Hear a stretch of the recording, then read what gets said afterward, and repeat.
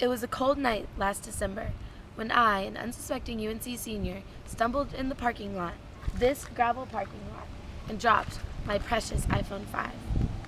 I immediately picked it up to find that it was completely cracked, beyond repair, and I would have to get a new one. For many months I did try to survive with my cracked iPhone 5. It didn't work. It started to come apart and the glass got in my ear. This is the story of me trying to get rid of my iPhone 5.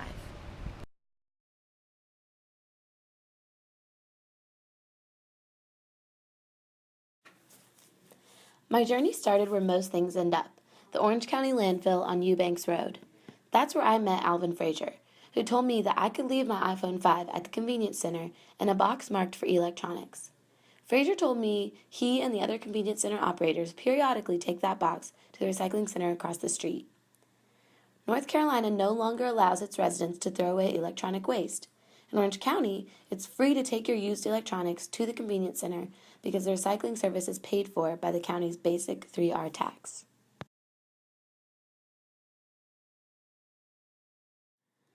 My next stop was where I originally took my iPhone to get repaired, until I figured out it would make more economic sense to just replace it. Elena, a representative at the Apple store at South Point Mall, told me all about the recycling program the company offers. Basically, if your iPhone is in good enough condition to be resold as a refurbished iPhone, then they'll take it and give you a coupon for 10% off the purchase of an iPod.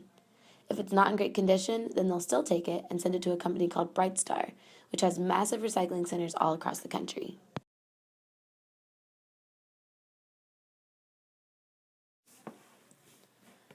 I know from past experience that I've been able to get discounts on my next upgrade if I turn in a used phone to Sprint, my carrier.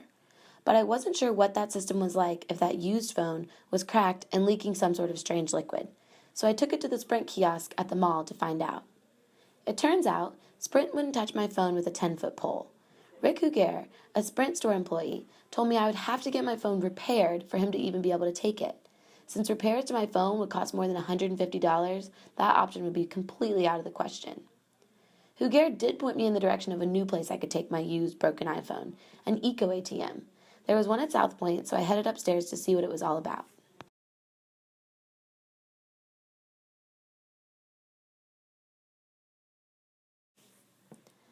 The Eco ATM is kind of complex. To actually turn in your phone, you need to have some sort of photo ID on you. This is to make sure that people don't just steal phones in the mall and take them to this ATM for quick cash. The ATM gives you money based on the condition of your phone. I plugged in my information and figured out my phone was worth about $10 to this machine. That seemed like a pretty fair price to me. So it turns out there's actually a lot of places I could take my phone. But I know that each year Americans dispose of 2.4 million tons of electronic devices. So where are those items going? It turns out that most of it is getting incinerated or going to a landfill. But 649,000 tons are recycled. And for those that are recycled, here's what's usually going to happen. It starts with the consumers getting their phone, laptop, or gaming device to a recycling center. Once the device makes it there, it's smashed into tiny pieces and sorted into different metals like copper, silver, and gold.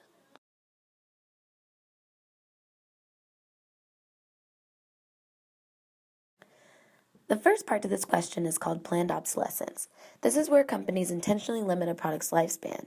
And in some ways this makes sense. If phones were made out of titanium, they would last longer than anyone would want them to. They would cost more, and they would use up more resources.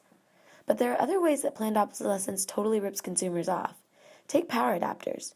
Most provide identical wattage and voltage, but each one has a different plug, meaning none is interchangeable. There's no innovation, just planned obsolescence that costs consumer money and wastes resources.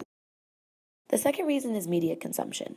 When Apple debuted the iPhone 4 with the front-facing camera, it was suddenly passé to take Instagram selfies with the iPhone 3's rear-facing camera. Apple can only do so much. It's our desire to have the latest emojis and the coolest mobile apps that lead us to constantly upgrade our phones. And that's something that our society will probably have to pay for eventually. It's like a Michael Bublé song. Isn't it Michael Bublé's A Nora song? Jones song. The movie